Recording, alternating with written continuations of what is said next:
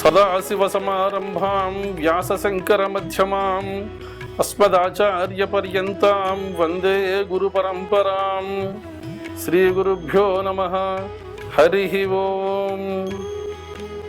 విశ్వవ్యాప్తంగా వీక్షిస్తున్నటువంటి India9.tv ప్రేక్షకులకు స్వాగతం. వ్యాసమహర్షి అలా అమ్మవారి చరిత్రని చిన్న చిన్న కథల రూపంలో మనకు అందించిందే భాగవతం. అయితే ఈ భాగవతంలో ఉన్నటువంటి కథల్ని తెలుసుకోవడానికి మొట్టమొదట అగస్త్యుడు ఆయన భార్య అయినటువంటి లోపాముద్రతో కలిసి కైలాసానికి వెళ్ళి సుబ్రహ్మణ్యేశ్వర స్వామిని అడిగాడు. అయితే ఆయన ఏవో 1-2 కథలు చెప్తే అగస్త్య మహర్షికి తృప్తి అంది. తృప్తి చెందకపోగా నాకు ఇంకా కావాలి ఎంత విన్నా, ఎంత చేసినా, ఎంత చదివినా నాకు తనివి తీరట్లేదు, నాకు ఇంకా చెప్పు అని చెప్పి ఆయన కూర్చుండే సుబ్రహ్మణ్యేశ్వర స్వామి కాదని లేక ఆయనకి మొత్తం ఆ చరిత్ర అంతా చెప్పడం. అటు తర్వాత ఆ వ్యాస మహర్షి మనకి మానవాళి కోసం, మన శ్రేయస్సు కోసం ఆ కథలను పుస్తక రూపంలో తీసుకొచ్చారు. ఆ తీసుకొచ్చినటువంటి మహానుభావుడు జనమేజయ మహారాజుకి నవాహ దీక్షగా ఈ దేవి భాగవతాన్ని వినిపిస్తాడు.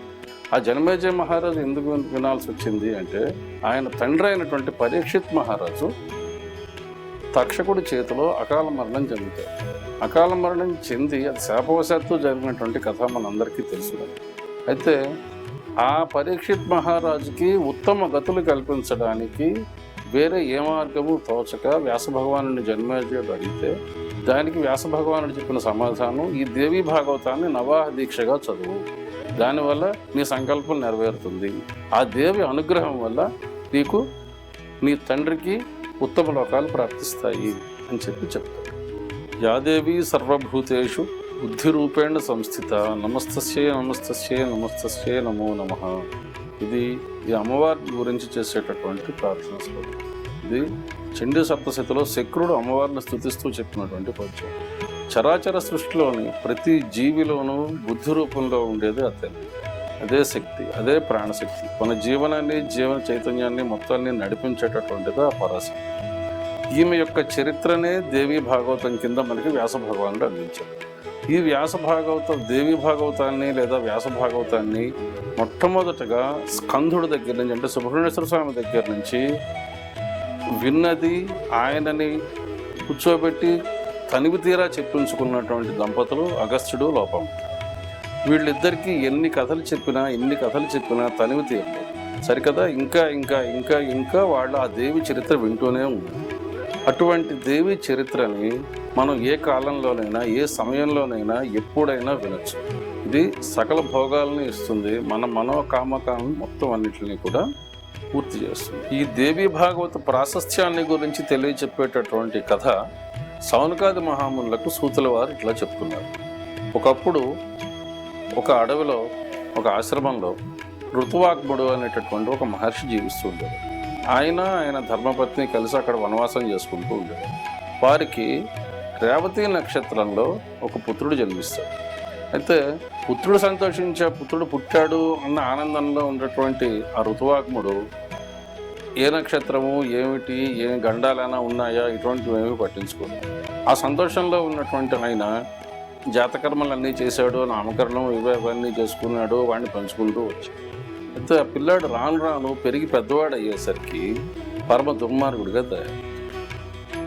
ఈ కొడుకును చూసి ఋతువాగ్ముడు బాధపడుతుంది. అయ్యయ్యో, వీడు ఇలా తయారయ్యాడు, రేపు పొద్దున్న వీడు నాకు ఏం కర్మలు ఏం చేస్తాడు, వీడి వల్ల నాకు ఏదో వస్తుంది అనుకున్నానే, ఏ మోక్షం వస్తుంది అనుకున్నానో వాడి వల్ల నాకు ఇది పోయేటట్టు ఉంది కదా అని చెప్పి బాధపడుతూ మనసాన పడుతుంది. అయితే వ్యాస మహర్షి ఇక్కడ కొన్ని విషయాలు చెప్తారు. ఏమిటంటే, మన జీవనంలో మనకు ఉన్నటువంటి లక్ష్యం ఏమిటి అంటే మోక్షం. ఆ మోక్షాన్ని సాధించడానికి మనకి ఇహలోకంలో అడ్డుపడే వాళ్ళలో మొట్టమొదటిగా చెప్పుకునేది కుపుత్రుడు. ఎందుకంటే అటువంటి పుత్రుడు పుడితే మనకి ఇక్కడ ఉత్తర క్రియలు చేసేవాళ్ళు ఎవరూ ఉండరు. ఎందుకంటే మన సంప్రదాయాల ప్రకారం జీవుడు దహనం అయిన తర్వాత 10 రోజులు ఇక్కడే ఉంటాడు. ఆ 10 దిన కర్మ అయిన తర్వాత జీవుడు పైకి వెళ్తాడు. ఈ లోపల ఈ 10 దిన కర్మల్లో ఏ ఒక్కరోజు కర్మ లోపించినా అవయవ లోపంతో అంగుష్ట మాత్ర పురుషుడి కింద మిగిలిపోతాడు. ఇటువంటి వాళ్ళందరూ కూడా రౌరవాద నరకాల్లో తలకిందలుగా వేలాడుతూ ఉంటారు. వాళ్ళకి దాహంతో పరమ ఘోరమైనటువంటి పరిస్థితులను అలమటిస్తూ ఉంటారు. ఈ పరిస్థితి నుంచి తప్పించేవాడే సుపుత్రుడు. అటువంటి వాడు కావాలి అనుకుని వీళ్ళు అనుకుంటే పుట్టినవాడు పరమ దుర్మార్గుడే. వీడు ఏ పాపం చేశాడో, కిందటి జన్మల్లో ఎవరిని ఏం చేశాడో అటువంటి వాడు వీడు మనకి ఎలా యుద్ధయ్యాడు అని చెప్పి వాళ్ళిద్దరూ బాధపడుతూ ఉంటారు. అటువంటి సమయంలో వారింటికి గర్గమహాముని వస్తుంది. ఆయన జ్యోతిష్ శాస్త్రవేత్త, జ్యోతిషంలో మహాపారగం.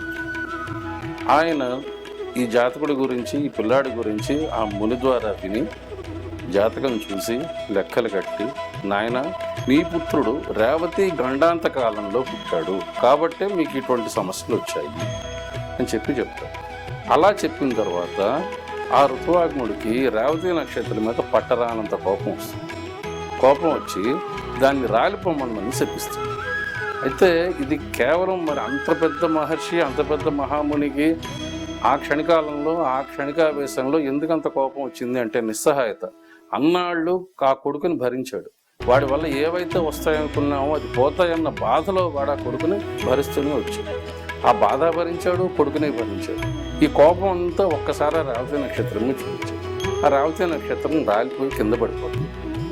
కింద పడి అది కుముదాద్రి అనేటటువంటి ఒక పర్వతం మీద పడి కుముదాద్రికి అంతకు ముందున్న దానికంటే కూడా రెట్టింపు కాంతి వస్తుంది. అప్పటి నుంచి ఆ పర్వతానికి రైవతకాత్రి అనేటటువంటి పేరు వస్తుంది.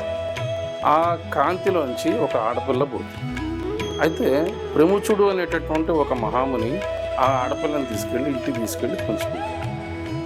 ఇది ఒక పక్కన జరిగితే ఇక్కడ ఏమవుతుందంటే గర్గుడిని మళ్ళీ ఈయన అడుగుతాడు, స్వామి నా గత ఏమిటి, నా పరిస్థితి ఏమిటి, నాకు ఉత్తర క్రియలు కానీ ఉత్తర కర్మలు కానీ చేసేవాడు ఎవరు, నాకు మోక్షం ఎలాగా, నాకు పరమ గత ఎలాగా, ఇలా వీడి వల్ల నేను బాధ అనుభవించాల్సిందేనా అని చెప్పి అడిగితే, నాయన బాధపడకు, దేవీ భాగవతాలని నవాహ దీక్షగా నువ్వు తీసుకుని చదువు, ఆ దేవి కృప వల్ల నీకు ఉత్తమగతులు కలుగుతాయి అని చెప్పి గర్గమహాముని ఆయనకు సలహా ఇస్తుంది. ఆ తర్వాత ఒక శుభముహూర్తం చూసుకుని ఈయన దేవీ భాగవతాన్ని 9 రోజులు పారాయణ చేసి ఆ తల్లి దయ వల్ల ఉత్తమ లోకాలను పొందాడు. ఆ విధంగా కుముదాద్రి మీద పడినటువంటి రేవతి నక్షత్రం ఒక అందమైన ఆడపిల్ల కింద మారుతుంది. ఆ ఆడపిల్లని ప్రముచుడు అనేటటువంటి మహర్షి తన ఆశ్రమానికి తీసుకెళ్ళి రేవతి అని నామకరణం చేసి అల్లారముద్దుగా పెంచుకొస్తుంది. కొంతకాలానికి ఆమెకు యుక్త వయసు వస్తుంది. ఆమెకు తగిన వరుణ్ణి వెతికి వివాహం చేద్దాము అని చెప్పి సంకల్పించుకుని ఎక్కడెక్కడో వెళ్ళి బతుకుతాడు. అయితే ఆయన మనసుకి తృప్తి పడేటటువంటి అల్లుడు దొరకదు. ఆయన వెనక్కి వచ్చేసాడు. అప్పుడు ఆయన యాగశాలలోకి వెళ్ళి అగ్నిదేవుణ్ణి ప్రార్థించి అగ్నిదేవుణ్ణి అడుగుతాడు, నా కూతురికి తగినటువంటి వరుణ్ణి నువ్వు చూపించు. దానికి అగ్నిదేవుడు ప్రత్యక్షమయ్యి, నాయన దుర్దమ్ముడు అనేటటువంటి ఈ రాజ్యాన్ని పరిపాలించేటటువంటి రాజు ఉన్నాడు, ఆయనే నీ రేవతికి తగినటువంటి వరుడు, ఆయనకిచ్చి నీ రేవతిని వివాహం చెయ్యి అని చెప్పి చెప్తాడు. ఆ విధంగా అగ్నిదేవుడు చెప్పింది విని ప్రముఖుడు సంతోషిస్తాడు. ఈలోపు తలంపుగా ఆ మహారాజు దుర్దముడనే ఆయన ఈయన ఆశ్రమానికి వస్తాడు. ఈయన ఆశ్రమానికి వచ్చి గుమ్మంలో ఆయన ఆశీర్వచనం కోసం అని చెప్పి గుర్రం అది దిగి లోపలికి వస్తుంటే ఈ రేవతి అనేటటువంటి అమ్మాయిని చూసి, ప్రియా మీ తండ్రి గారు ఉన్నారా అని సంబోధిస్తుంది. దానికి అమ్మాయి ఏమి సమాధానం చెప్పక పక్కకి జరుగుతుంది. ఆయన మళ్ళీ అడిగితే యాగశాలలో ఉన్నారు, వెళ్ళండి అని చెప్పి సమాధానం చెప్పారు. ఆ సమాధానం విని ఈ దుర్జముడు ఆమె ఉన్నటువంటి గది దాటుకొని ఆ యాగశాలలోకి వెళ్ళాడు. యాగశాలలోకి వెళ్ళి ప్రముఖుడికి సాష్టాంగ నమస్కారం చేసి ఆశీర్వచనం తీసుకుని అక్కడ అలా కూర్చున్నటువంటి దుర్జముడితోటి ఈ ప్రముఖ మహర్షి, నాయన నీ రాజ్యం అది కుశలమే కదా, ఎలా ఉంది, క్షేమ సమాచారాలన్నీ అడిగిన తర్వాత నీ భార్య ఇక్కడే ఉంది అన్న ఓ మాట. అయితే ఇక్కడ మనం గమనించాల్సింది ఏమిటి అంటే, సాధారణంగా ఎవరైనా తెలియని వ్యక్తి మన ఇంటికో పక్క వాళ్ళ ఇంటికో ఎవరింటికైనా వచ్చా ఇంట్లో ఉన్న ఆడపిల్లని చూసి ప్రియా అని సంబోధిస్తే ఎవరికైనా కోపం వస్తుంది. ఆడు అసలు అలా ఎందుకు మాట్లాడాడు అని చెప్పి అడుగుతారు, సంబంధం లేకుండా వచ్చాడు. అయితే ఈ ప్రముఖ మహర్షికి వచ్చినవాడు ఎవరో తెలుసు. అంతకుముందే అగ్నిదేవుడు దుర్దముడే నీ కాబోయే అల్లుడు అని చెప్పి చెప్తాడు. అందువల్ల ఆయన ఏమీ మాట్లాడు. అంటే ఈయన తలుచుకున్న కార్యం వెంటనే అలా కార్యరూపం దాల్చేసరికి లోపల ఆనందపడతాడు. అయితే ఈ విషయాన్ని ఆయన చెప్పడు. దుర్దముడు మాత్రం ఏమి తెలియక అయోమయంలో కూర్చుని స్వామి, నాకు అంతఃపురంలో సుమారుగా ఒక 10 మంది భార్యలు ఉన్నారు. అందులో రేవతి అనేటటువంటి పేరు ఉన్నటువంటి ఆమె ఎవరూ లేరు. అందువల్ల నేను పిలిచిన మాట వాస్తవం, అమ్మాయిని ప్రియాని సంబోధించిన మాట వాస్తవం, కానీ నా మనసులో ఏ దురుద్దేశము లేదు అని చెప్పి ఆ విధంగా పలికినటువంటి దుర్దముడితోటి కంస మహర్షి ఆయనకి అగ్నిదేవుడికి మధ్య జరిగినటువంటి సంభాషణ అంతా చెప్పి ఆమె నీ భార్య అని చెప్పి వారిద్దరికీ ఘనంగా వివాహం జరిపిస్తారు. జరిపించిన తర్వాత మహారాజా ఆయన అల్లుడు అయ్యాడని ఆనందంలో ఆయన కూర్చోబెట్టి దుర్దముడిని కూర్చోబెట్టి నాయన నీకేం కావాలో కోరుకో అంటే ఆయన ఒకటే ఒక కోరిక అడుగుతాడు. నాకు పుట్టబోయే సంతానం మన్వంతరానికి అధిపతి కావాలి అని అడిగితే దానికి కంస మహర్షి నాయన దేవీ భాగవతాన్ని 5 మార్లు 5 నవాహ దీక్షలుగా పారాయణ చెయ్యి, ఆ తల్లి దయ వల్ల నీకు ఖచ్చితంగా నీ కోరిక తీరుతుంది, నీ కొడుకు మన్వంతరానికి అధిపతి అవుతాడు అని చెప్తాడు.